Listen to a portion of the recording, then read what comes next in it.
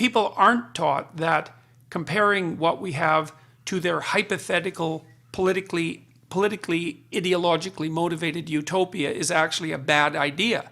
You know, because it just isn't difficult to take a look at a system like our system and say, well, look at all the problems it has compared to a hypothetical system that doesn't have any problems at all. It's like, well, yeah, man, there's problems. There's, you know, we've taken like 99% of the fish out of the ocean, and you know, the degree to which our current level of economic activity is truly sustainable without alteration is at least debatable, even though I don't think it's nearly as terrible as people make it out to be.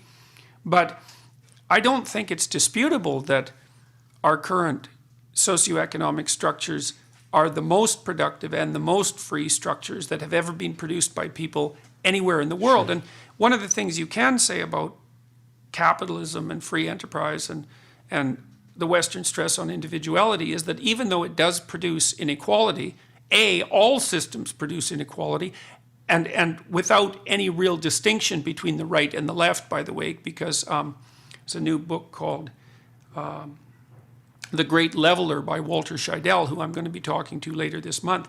He did an analysis, empirical analysis, trying to figure out if you grouped governments by right-wing philosophy, say, or by left-wing philosophy, and then you calculated inequality coefficient, would the left-wing organizations be characterized by reduced inequality? And the answer was no. There's no evidence that they are.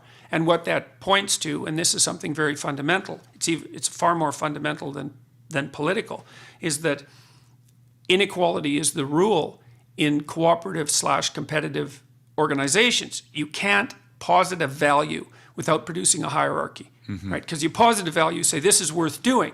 Everyone says, yeah, this is worth doing. Well, then what happens automatically is that it turns out that some people are better at doing it than other people, no matter what it is. Well, then they get better and better at it, like the Pareto principle that you talked about. Well, there's that too, and then they start getting better at it. So the problem is that if you're going to posit a value, which you have to do if you're going to act, then immediately you create a hierarchy. And you also build into the value claim, the claim that A is better than B, you also build into that the idea that if A is better than B, then people who are doing better at A should be differentially rewarded compared to people who aren't.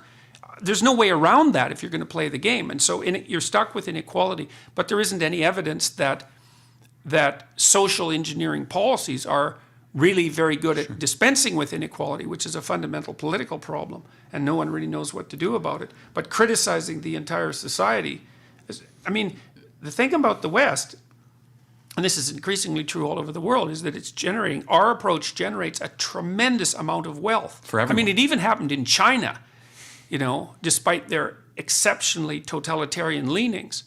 And so what happens with the lefties is that they say, well, inequality is a consequence of the West and a consequence of capitalism, which is a palpably false claim. And they say, well, because it produces inequality, then it's a corrupt system. It's like, no, every system produces inequality, but hardly any also produce wealth.